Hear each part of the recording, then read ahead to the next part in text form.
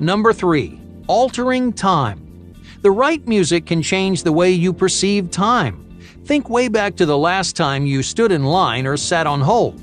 You might remember some forgettable blend of piano and strings, or a ukulele laid over tropical bongos.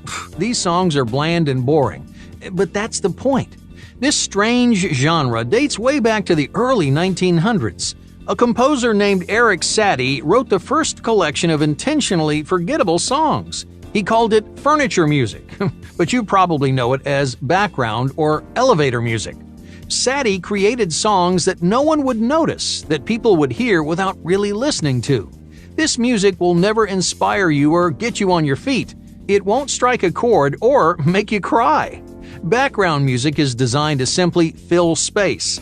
It's there to prevent the discomfort of complete silence. People claim they like peace and quiet, but silence is not something many people actually enjoy. It puts us on edge. It creates an eerie vibe that inspires anxiety and fear. Even if you're not scared of it, silence still feels awkward. Is that how you want your customers to feel as they browse through your store?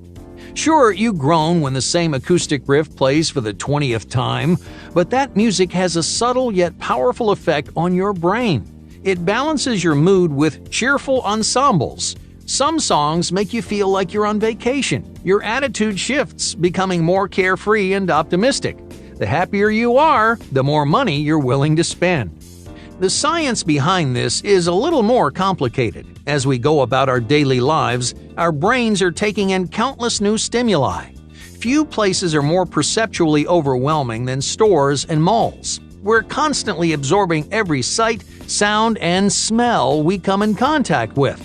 Each new sensation makes it much harder to stay focused. Background music takes advantage of our brain's inability to concentrate. It provides a constant stimulus that clouds our judgment.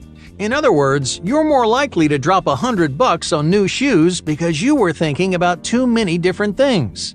But your rationale isn't the only brain function that suffers. Background music alters your perception of time. While you're standing in line, music subtly distracts and entertains you. You unconsciously start to split your attention between the music and how long you've been waiting.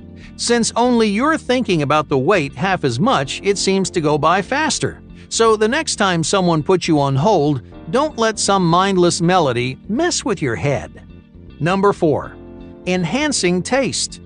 In 2012, researchers found that listening to music while eating or drinking can enhance the taste. In this study, participants drank 4 types of wine while listening to different genres of music.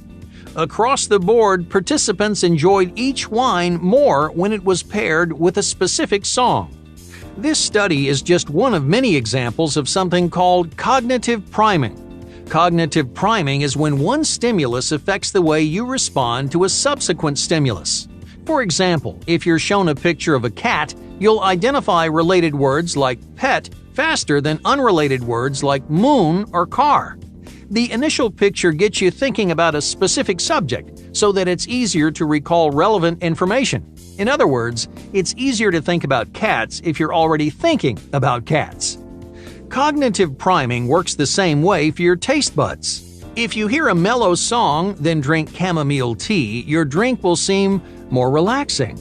The music primes your brain to feel a specific thing, so your food will taste better when the flavor matches the atmosphere. Now, of course, that means the opposite is true too.